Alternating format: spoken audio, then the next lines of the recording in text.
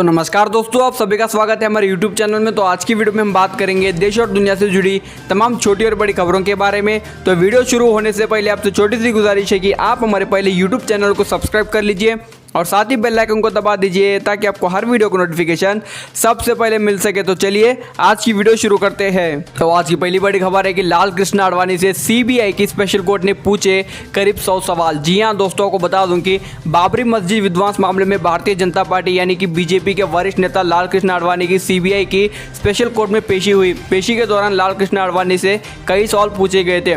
आडवाणी ने सारे आरोपों से इनकार किया। लखनऊ के विशेष सीबीआई अदालत के सामने आडवाणी ने अपने बयान दर्ज कराया है। सीबीआई की स्पेशल कोर्ट में सुबह 11 बजे से वीडियो कॉन्फ्रेंसिंग के माध्यम से लाल कृष्ण आडवाणी की पेशी हुई थी।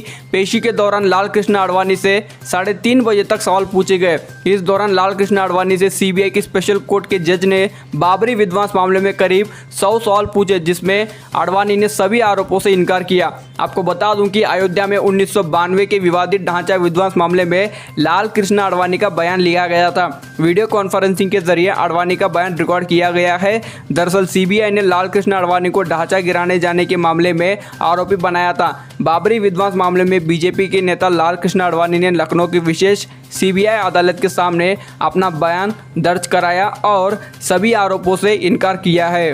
और आज की अगली बड़ी खबर की साल 2100 तक 100 करोड़ रह जाएगी भारत की आबादी, लेकिन होगा सबसे ज़्यादा जनसंख्या वाला देश। जी हां दोस्तों, आपको बता दूं कि करीब 80 साल बाद भारत की जनसंख्या घटकर 100 करोड़ तक सिमट सकती है। ऐसा फर्टिलिटी रेट में गिरावट के कारण होगा। संयुक्त राष्ट्र जनसंख्या डिवीजन के अनुमान के मुताबिक वैश्विक जनसंख्या में भी करीब 2 बिलियन की गिरावट आ सकती है। ऐसा मेडिकल जर्नल द स्लैंट के प्रकाशित वॉशिंगटन यूनिवर्सिटी में एक अध्ययन में कहा गया है।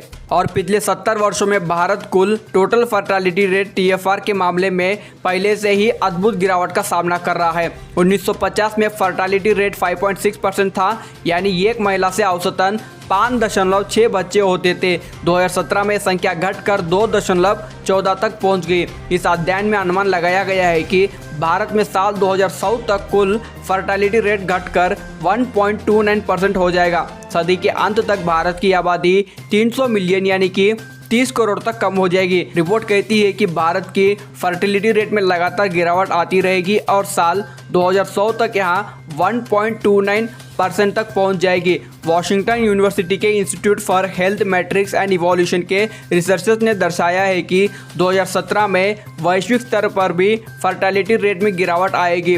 अभी 2017 में यहाँ फर्टिलिटी रेट 2.4% थी, जो कि आने वाले समय में 2100 तक 1.7% फर्टिलिटी रेट हो जाएगी, यानी कि लगभग आधी फर्टिलिटी रेट हो जाएगी, जिसके चलते साल 2100 तक भारत की आबादी 100 करोड़ हो जाएगी और इसमें 30 करोड़ की गिरावट देखने को मिल सकती है और पूरे विश्व स्तर पर 2 अरब की गिरावट जनसंख्या में देखने को मिल सकती है। और आज की अगली बड़ी खबर है कि दिल्ली के एम्स में कोवैक्सीन का ट्रायल शुरू। 30 साल के पुरुष को दी गई पहली डोज। जी हां दोस्तों, आपको बता दूं कि दिल्ली स्थित एम्स मेडिकल कॉलेज में कोरोना वैक्सीन कोवैक्सीन का ट्रायल शुरू हो चुका है। वैक्सीन की पहली डोज 30 साल के एक पुरुष को दी गई है। ये वैक्सीन भारत बायोटेक कंपनी ने तैयार की है। एम्स में कोरोना की स्वदेशी वैक्सीन कोवैक्सीन का ह्यूमन ट्रायल शुरू हो चुका है। पहले फेज में 375 वॉलंटियर्स को ये वैक्सीन दी जाएगी।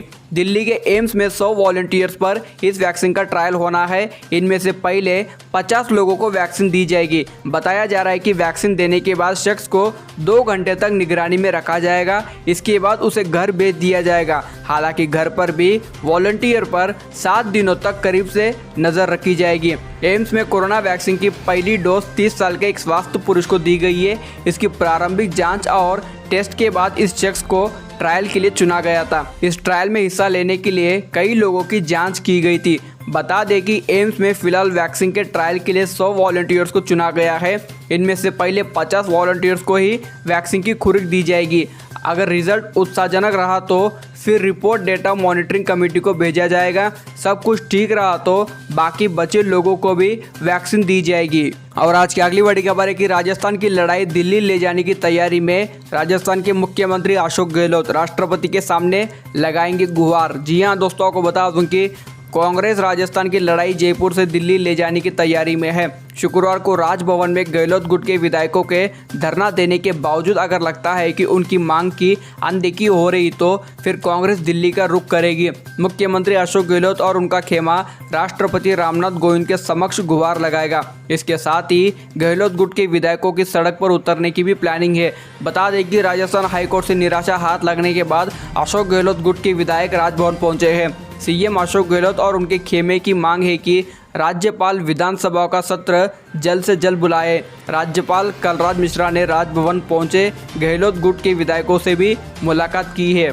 और आज की अगली बड़ी खबर है कि BS4 वाहनों की बिक्री पर सुप्रीम कोर्ट सख्त, कहा मैन्युफैक्चरर्स को खुद वापस लेनी चाहिए ऐसी गाड़ियां। जी हां दोस्तों, आपको बता दूं कि सुप्रीम कोर्ट ने BS4 वाहनों की बिक्री की इजाज़त देने संबंधी याचिका पर सख्त रुख दिखाया है।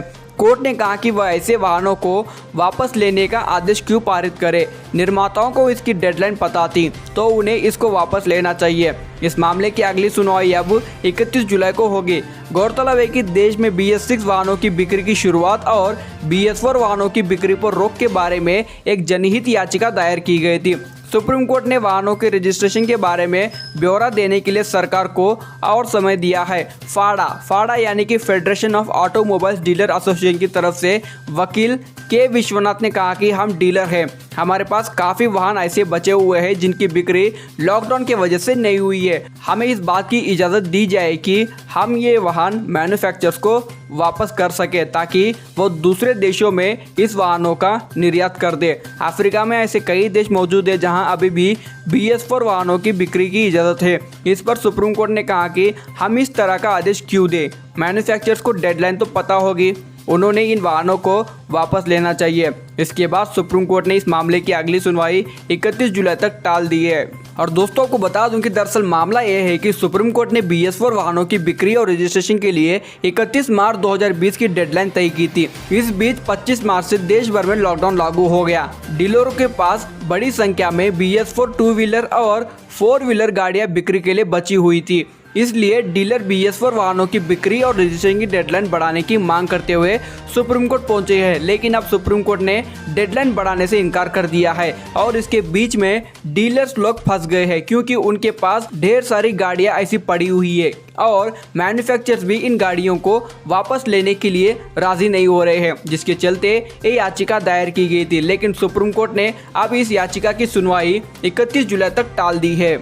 और आज की अगली बड़ी खबर है कि CM योगी आदित्यनाथ आज जाएंगे अयोध्या, भूमि पूजन की तैयारियों का लेंगे जायजा। जी हां दोस्तों, आपको बता दूं कि उत्तर प्रदेश के मुख्यमंत्री योगी आदित्यनाथ शनिवार को अयोध्या जाएंगे। CM योगी आदित्यनाथ यहां पर राम मंदिर के भूमि पूजन की तैयारियों का जायजा लेंगे। वहीं PM मोदी के आगमन को लेकर तैयारियों का भी जायजा लेंगे। CM योगी आदित्यनाथ अयोध्या में साधु संतों से मुलाकात करेंगे, वहीं अधिकारियों के साथ राम जन्मभूमि स्थल का भी जायजा लेंगे। PM मोदी का 5 अगस्त को अयोध्या जाना प्रस्तावित है। सूत्रों के मुताबिक उस दिन अयोध्या में राम मंदिर भूमि पूजन में कुल 200 लोग ही रहेंगे। हालांकि इसकी लिस्ट 268 लोगों की बनी हुई है, लेकिन कोरोना काल में नियमों के हिसाब से 200 लोगों की उपस्थिति रहेगी। इससे पहले पिछले हफ्ते भी मुख्यमंत्री योगी आदित्यनाथ ने अयोध्या धाम के विकास के लिए कराए जाने वाले कार्यों का जायजा लिया था। इस संबंध में CM योगी आदित्यनाथ ने प्रेजेंटेशन भी देखा था।